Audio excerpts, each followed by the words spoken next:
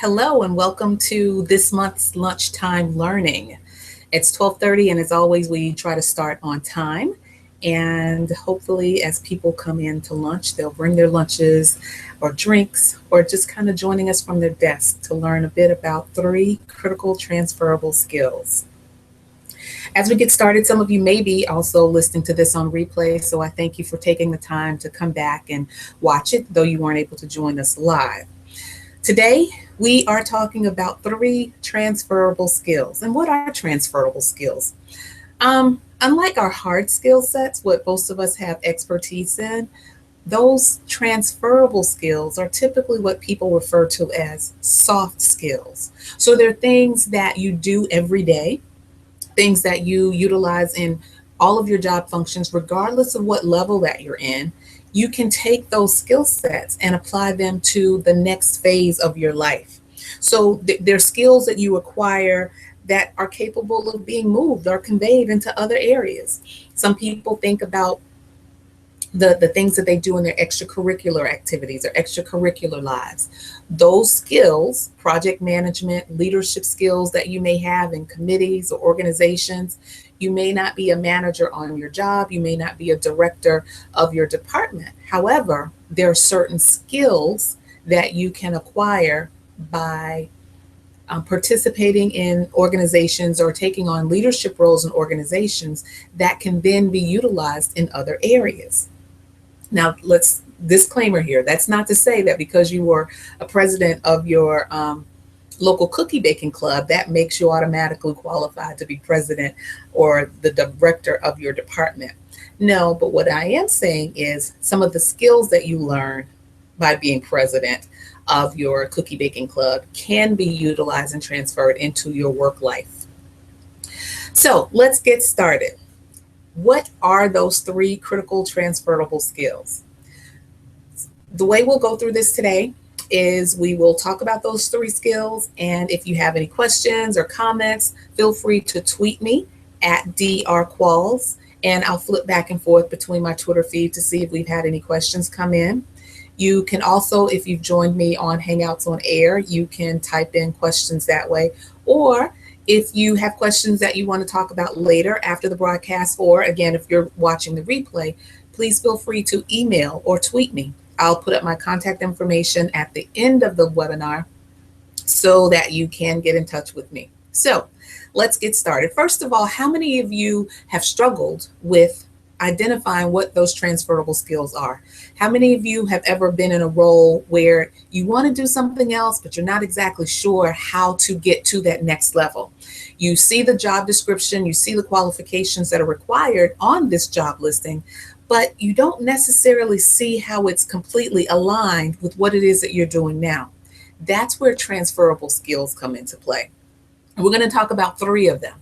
And if you can master these three critical transferable skills, you will be able to do well in almost any role that you take on and in any job and whatever level you are. So whether you're beginning, whether you're a graduate student, whether you are an undergraduate student taking on your first job, or even a high school student moving into college, once you think about these transferable skills and you master these transferable skills, you can be successful. It's all a part of leadership and professional development, and that's what we do at Entropia. We help people bring order to whatever chaos they have in their life to make them better leaders, more successful, and achieving their goals. I also have my notes, as always, so that I stay on track and on target and mindful of your time. So, transferable skills, what are they? Transferable skills are skills that are transferable skills. You know what? Hold on 1 second. I know this is live. Oh, yeah.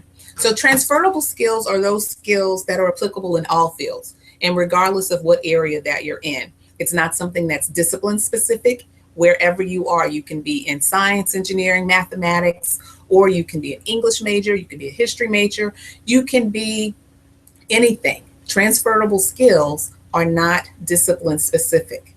They are typically what we call soft skills, and they go across all disciplines, all careers, all roles. They provide a foundation for support for further growth and development. And this is what's most important about transferable skills. You can be an expert in your field of study. When you have these transferable skills and you hone in on them and you strengthen them and you sharpen them and you're able to let people see and you're able to display or communicate these transferable skills, this is what's going to set you apart from everyone else. This is going to make you unique. So when you're applying for a job or you're applying for these various roles and you're always wondering, well, I have the qualifications. They wanted someone who had 3 years of experience in XYZ field. You have that, check. They wanted someone that was this major, check, you have that.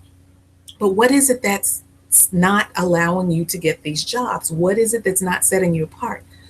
The transferable skills. That's what's most important. So let's talk about them. What are they? I like to use words that kind of help people remember what they are. So if you've ever been in any of my workshops, if you've ever seen any of my other webinars, you more than likely have heard me talk about these transferable skills. And that's fine because you can never hear about them too much. The more you listen and the more you hear, the more you'll remember and apply them. Transferable skill number 1 is listening. Listening. What is listening and why is that a transferable skill? Well, listening is extremely important because it means that you are hearing something, but not only are you hearing it, but you're processing it and you are thoughtful with the attention. So if I'm listening to you, not only am I hearing your words, but I'm processing what it is that you're saying so that I have a better understanding of where you're coming from and they're not just mere words. I like to put things in context. You can put things in context when you're listening to someone. Sometimes in listening with this transferable skill, listening means even hearing things that aren't being said. Too often we go through our days, and I posted this on Twitter earlier, where there's this sign that says, warning, I'm not listening. And that's understandable because we have so much information overload these days. People are always talking to us. People are always sending us messages, and we are tapped out. We're beyond our capacity of hearing that we just don't listen. Because the other thing about listening is very active. And anytime we do something active, that means it's requiring a lot of energy. So listening is active. It's an active transferable skill. It requires a lot of energy, and it requires you to do something with thoughtful attention. Here are a couple of things to remember when you're listening and practicing on this transferable skill. Give people a chance to express the thoughts beyond those words or beyond what their ideas are. How many times have you been listening or hearing someone talk and you feel as though you can complete their sentences? Well, that may be the case, but when you're listening to someone, and again, the transferable skill of listening is a valuable skill. When you're listening, that means that you are giving someone a chance to not only say what they have to say, but it's expressing their ideas. And even if you can complete their sentences, give them an opportunity to complete it. That allows people to, feel as though that this manager or my colleague, they're listening to me. They have time for me. And when you are in an environment, especially in team building areas or team environments, you need people to feel as though that not only are you hearing them, but you're listening to them. That motivates people, that inspires people, and it also inspires them to want to do more in working with you. When you're listening to someone, you're giving them an opportunity to express their thoughts, but also keep in mind that every conversation doesn't require a solution. And I know that I'm guilty of this, and many of my science colleagues are guilty of this because we're always in solution mode. We're always thinking, if you're coming to me and you're talking or if you're saying something, then you want a solution. No, that's not necessarily always the case. Sometimes people do want solutions, but other times they just need to be able to talk things out. Sometimes they just need a sounding board. And that doesn't mean that sounding board is giving a solution. It means that you're listening. You're hearing them, you're processing thoughtful attention, you're able to give not only verbal cues, but also the nonverbal cues, eye contact. A simple nod or a smile lets people know that you are listening to them. The other thing is, don't assume that you know what they're going to say. Many times you may think that you do. And if you think that you know what someone is going to say, you kind of tune out the listening and you're just hearing the words and you miss some very important information or facts. So, number one, when you're listening, actively listening, paying attention to people, you don't have to give them a solution. The second thing is, don't assume that you know what they're going to say. And lastly, on the listening skills for that transferable skill, is be intentional about learning something from that interaction. That's one of the main ways that you can determine if you have been actively listening, is if you learn something new. And it doesn't have to be anything big or grand, but anytime that you're in a conversation with someone, the litmus test to let you know if you've been listening is if you've learned something new. And sometimes that learning something new may be about yourself. It may be that, hey, I can learn to listen better. I can learn to not say something. I can learn to allow people to express their thoughts. And you'll be amazed that when you just simply sit back, let people talk, hear them, listen, and then you'll be surprised at some of the responses that you'll get. Try it out. Let me know what when you try this out, let me know some of the things that you notice when you become a better listener, a more active listener, and practicing on that transferable skill.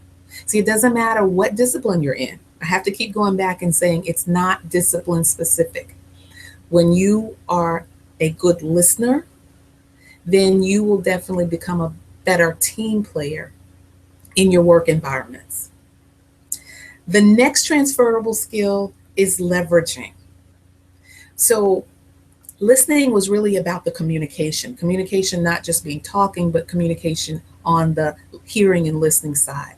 The next skill is leveraging. So, you may say, what is leveraging? I don't know how that is a transferable skill. Well, how about if we use something or use the word more so like delegating or learning to rely on others to help you? No man is an island, no woman is an island, no man or woman stands alone. We all need people to help us get our jobs done. We all need people to help implement or execute projects. If we were able to do it by ourselves, then there would be no need for organizations or groups. Everyone would be an individual contributor. But we all know that's just not how things work. So learn to leverage. Learning to leverage, learning to delegate, learning to rely on others is probably one of the more difficult transferable skills because it also requires a level of trust. And sometimes we don't trust people to do some of the work for ourselves because we never know what the outcome would be. We want to make sure that everything is perfect. And then there is this certain element of control that we have in terms of allowing people to help us or leveraging. But when you leverage and you utilize the strengths of others, you're utilizing what they can do to help you fill a gap. Guess what? That frees up time for you to be able to do other higher priority activities. You don't have to do everything. And many of us complain about, oh, there's not enough hours in the day, or I have so much work to do and just not enough time to do it. When you learn how to leverage, you are learning how to use others expertise, use others resources to help you achieve your goal. And you know what? When you do that, not only is it freeing up time for you, but it's also a way to help others develop and build confidence for them and their skill set. There's nothing new under the sun. In leveraging and you're allowing others to help, you never know what else you can learn. You never know by just talking to people and allowing people to know that you need help. And sometimes that's by just simply sharing what some of your challenges are. That allows you, how do I want to say this? That allows room and opportunity for people to offer help to you to leverage so that you can delegate. I will say this, you can't delegate or you can't use anyone or any old thing as your leverage. You really have to take some time to understand what these people's strengths are or what this particular organization's strength is to see if it actually is a good fit for leveraging. So it's not just about handing it off to someone.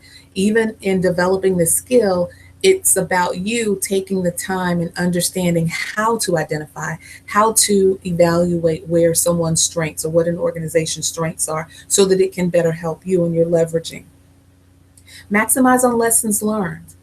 It may not even be the case that you're asking someone to do something, but you're leveraging someone else's experience. You're leveraging some of the lessons learned from someone else. So that may be a conversation.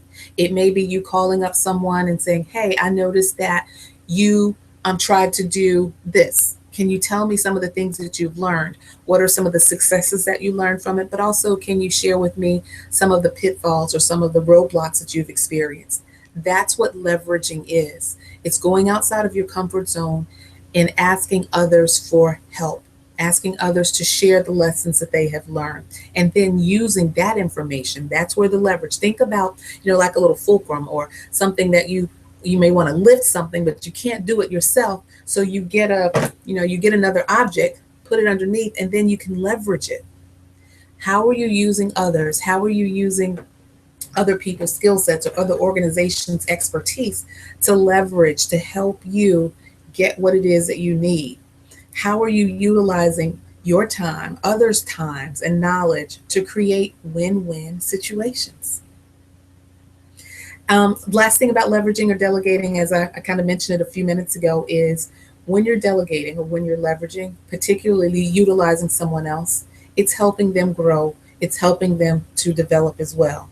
So you investing the time up front, identifying skill sets, will ultimately help someone else grow and gain experiences. So it's a win-win situation. It's a win for you because you're freeing up time to focus on other things, but it's a win for someone else because they're developing the skill sets. They're given an opportunity to practice. They're given an opportunity to show their capabilities so that they can then become abilities. Last transferable skill. Let's see. I'm going to go really quickly to our Twitter to see if we have any feedback or comments. Transferable skills, great. So the last one that we're going to talk about, the transferable skill, it's still one of my favorite ones that a lot of people don't like. Some people don't feel comfortable about doing them, but it's linking. So if listening was about communication, leveraging was about delegating, linking is about networking. And so again, even though it's a transferable skill, it's still an active skill. So all of these things are active processes that you have to work on. Linking is about networking, and it's an active process of connecting people. But not only is it about connecting people with the linking, it's also about connecting ideas or thoughts. That's right. You can connect thoughts, you can connect ideas just as well as you can connect people. Now, 9 times out of 10, those people may have the thoughts or ideas that you're connecting, but sometimes you can connect ideas and link people who already know each other, but they don't necessarily know that they have ideas that can be linked for a greater good. So we all know that connections are extremely essential for success in anything that we do. It's not just who you know, but who knows you, right? It's not what you know, it's who you know, but more importantly, who knows you. How well are you linking? How well are you reaching out and connecting others? And it's reciprocal. It's not just about someone connecting you with someone else. How well are you connecting others? The knowledge that you have, and again, it's a transferable skill, it's very valuable. You move into another organization, entrepreneurship is extremely important.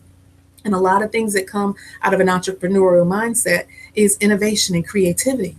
How do you get the innovation? That's by sharing your knowledge with others. That's by linking something that you may have experienced in a previous role, bringing it into this new organization. That's linking. That's a transferable skill. You're not being selfish. You're utilizing the skill of recall. You're utilizing the skill of being able to remember, you know what, I did this in this organization. I think it will be great in this organization. That's how you're linking. That's how you're transferring a skill from one area to another. And it can be a transferable skill from an organization. It can be a transferable skill from another job. It can be a transferable skill from something that you just learned by reading and sharing in a book club.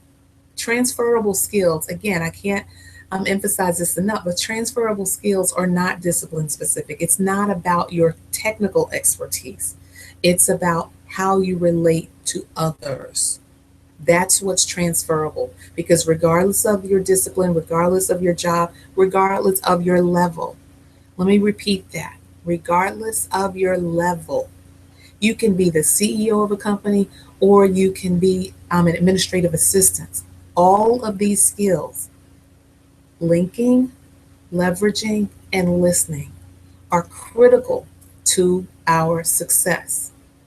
Many of us think that we're the best listeners in the world. Oh, yeah, I'm listening. I don't need to work on my listening skills. The ones who say that are typically the main ones that need the most work and practice on listening, because they think they know everything. We think we've heard it all. Yes, that's probably true. When you're working on listening skills and someone says, "Oh, I've heard all of this before," yes, you've probably heard it. You know, the physical process of coming in one ear, hearing it, and it goes right out of the other. But when you're listening, it you hear, you process, you think about it, and then, if necessary, you can comment. You can, what do I want to say? You can, after process, and then you can comment on the particular subject if it's required. Because remember, just because you're listening to someone doesn't mean that you have to try to give them a solution or correct them. Social media. What does social media have to do with linking? If I could tell you how many people that I'm still running across, that I still interact with, that just do not like social media. Oh, I'm not on Facebook. Or, oh, I'm not on Twitter. I don't do LinkedIn. I don't do that. Well, you know what? For those who don't do it, they're really missing out. And it's not to say that you have to stay on Twitter or Facebook 24 hours out of the day. But what it does say is there is a whole new platform out there, a whole new world to be able to link and connect, leverage, and listen. When you utilize your social media resources, social media has actually become something like the norm. I have connected with so many people on social media for business engagements. Some of these people I've never met personally before, but they follow me on these various social media platforms. We've connected in LinkedIn and we've been able to do business. We've been able to partner. We've been able to support each other. We've been able to give each other advice. So social media should really be something that we take advantage of in terms of linking. The other thing, even though we do rely on social media a lot, now I have to go back and say, yeah, well, even though we do, don't forget about personal calls or, emails or even visits. Nothing can replace a face-to-face visit.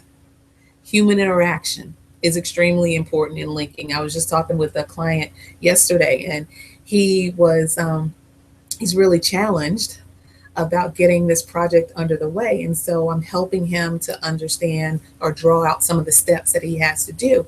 And so he's very frustrated because he's been sending emails upon emails and not getting any response. And I said, well, you know what? Maybe we can try going to this office. It's just right across campus. Try walking over to this department, having a face-to-face conversation, and link. Get a connection there. Because sometimes those linkages are missed in emails. People get busy. They don't read an email. On social media, they may not, their timeline may be completely filled.